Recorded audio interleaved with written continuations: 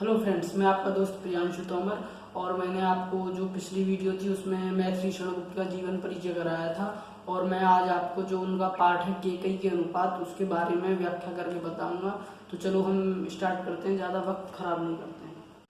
तो फ्रेंड्स, आपका चैप्टर है केकई के अनुपात। तो इसमें है आपका तदंतर बैठी सफा उठज के आगे, नीले वितान के तले दीप बहु जागे, टकटकी लगाए नैन सुरों के थे वे, परिमाण मोत्सुक उन भयातुरों के थे वे, उत्फुल्ल करौंदी कुंज वायु रह रह कर, करती थी सबको पुलक पूर्ण मह मह कर, वह चंद्रलोक था कहाँ चांदनी वैसी, प्रभु बोले गिरा गंभीर निधि जैसी।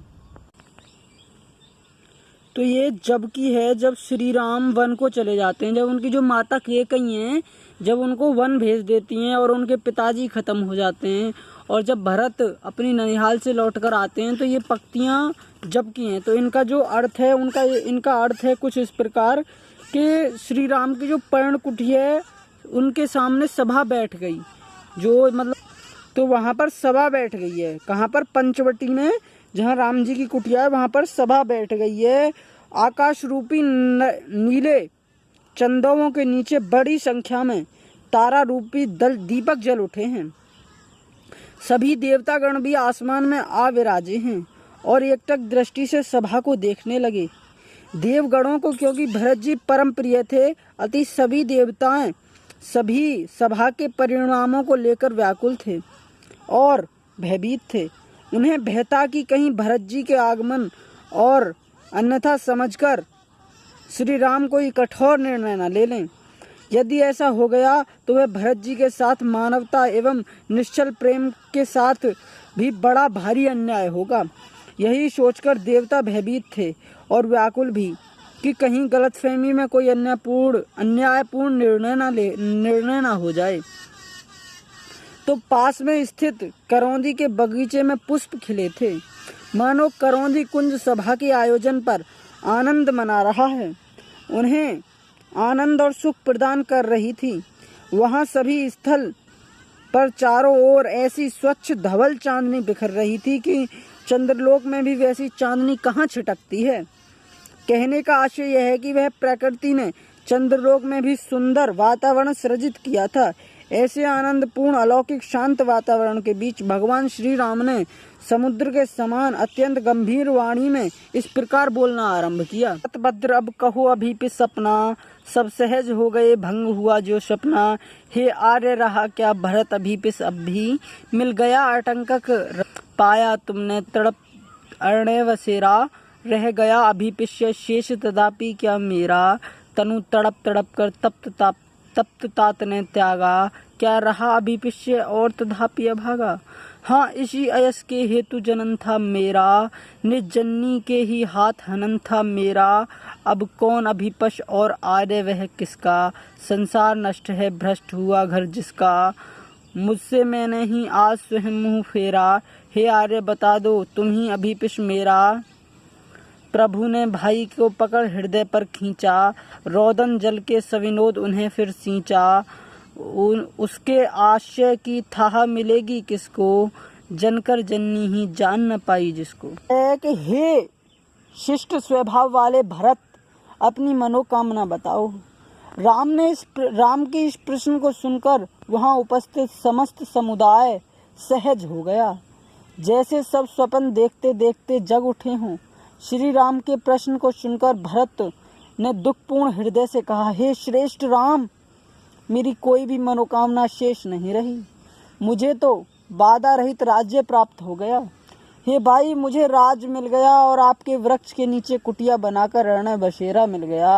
अब आप ही बताएं कि मेरी कौन सी मनोकामना शेष रह गई है। मुक्ता के साथ कहते हैं कि पिता ने तड़प तड़प कर अपना शरीर त्याग दिया, क्या फिर भी मेरा कोई अभागी मनोकामना शेष रह गई है? मुझे दुख है कि मेरा जन्म इस अपयश को प्राप्त करने के लिए ही हुआ था, और जो मानसिक और चारित्रिक हत्या स्वयं मेरी माँ ने ही कर दी। हे भाई, जिस व्यक्ति का घर और संसार सभी कुछ नष्ट हो जाए, तब उसकी कौन सी इच्छा शेष रह सकती है। भरत ने पुनः कहा कि हे भाई, मुझे अपने जीवन से अत्यधिक ग्लानि हो रही है। अब तुम मुझे अपने आप से ही विरक्ति हो गई है और जिसे स्वयं से विरक्ति हो जाए उसकी इच्छा और क्या हो सकती है। वचनों को सुनकर श्री राम ने गदगद होकर उन्हें खींचकर अपने हृदय से लगा लिया और अपने आंसू उन पर बरसाते हुए कहा कि जिसके उच्च भावों की गहराई का अनुमान स्वयं जन्म देने वाली माता ने कर पाई, उसके हृदय की था किसी दूसरे को कैसे मिल सकती है। तो आगे है आपका, यह सच है तो अब लौट चलो तुम घर को।